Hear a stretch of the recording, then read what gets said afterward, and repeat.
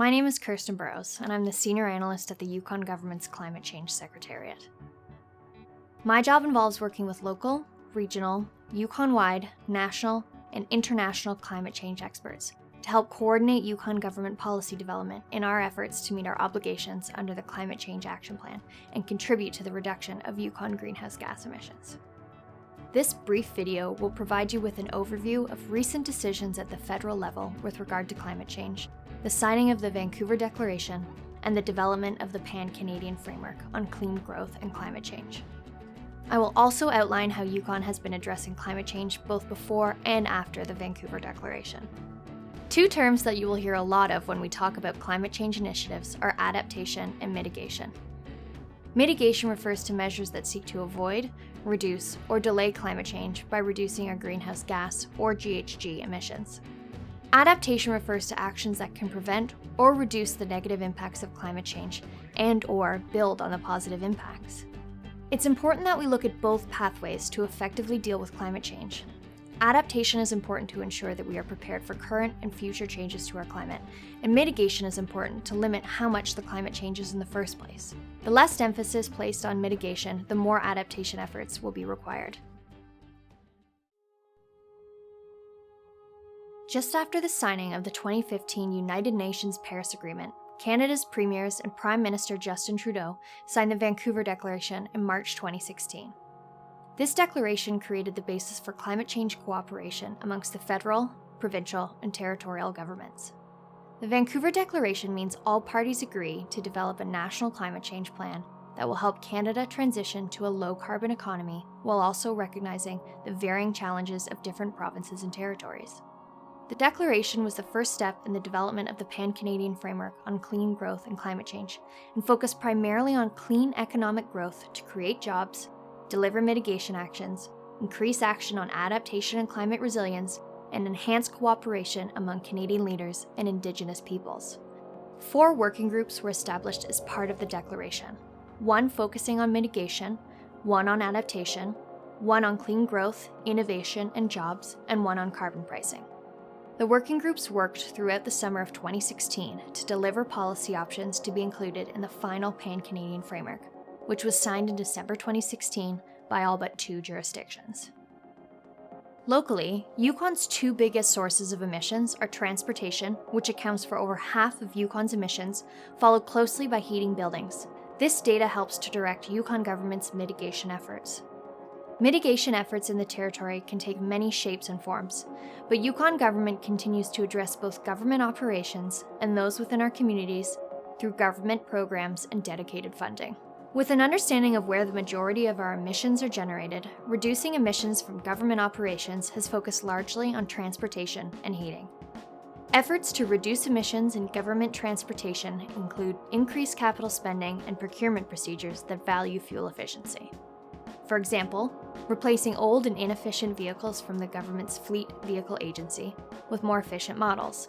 Another example includes pilot programs to install new monitoring systems in heavy and medium-duty fleet vehicles to monitor routes, maintenance needs, speed, and idle time.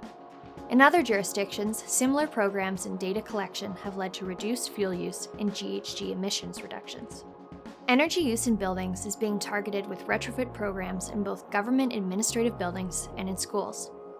In 2016, Yukon government's made-in-Administrative building, one of the biggest in the government's building stock, added additional solar PV capacity to its existing system. In 1 year, it can generate approximately 8,800 kilowatt hours.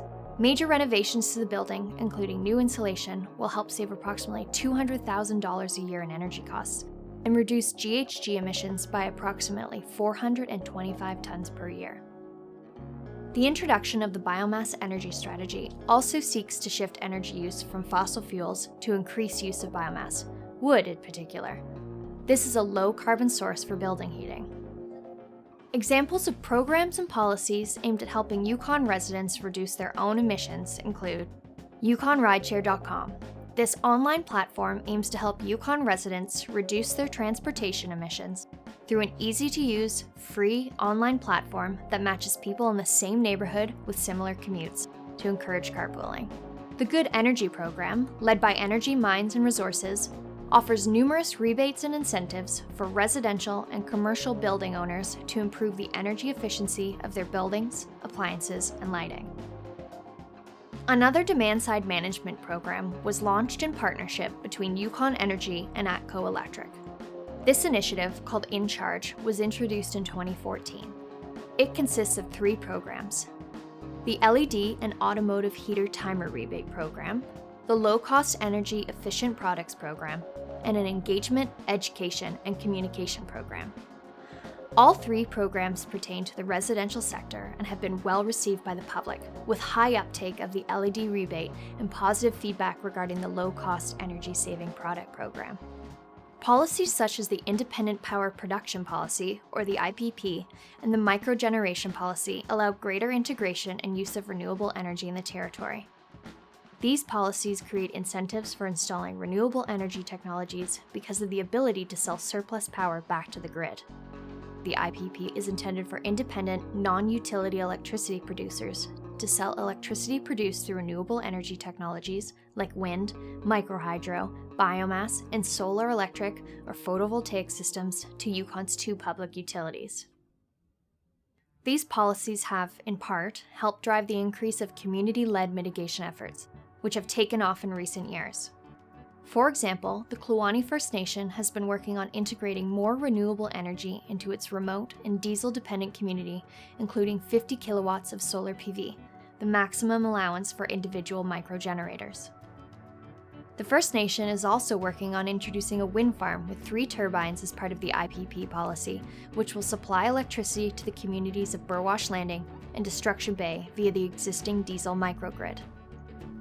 Mount Lorne, a small community outside of Whitehorse, has also taken advantage of the microgeneration program. They installed a 7.8 kilowatt solar PV system at the community center in March 2016 and an additional 50 kilowatt system at the local waste management facility, which helps power the attendance station. They sell unused energy back to the grid for revenue. These are just a few examples of the work being done in Yukon to reduce our emissions in our effort to mitigate the effects of climate change. Similar projects are being done across the country. Nationally, Canada has set greenhouse gas reduction targets as part of the UNFCCC Paris Agreement, which means significant focus on mitigation from now until 2030. Provinces and territories have been, and will continue to be, major forces in the national climate change mitigation effort, which means dedicated local action will continue to be critical. How are you taking action on climate change?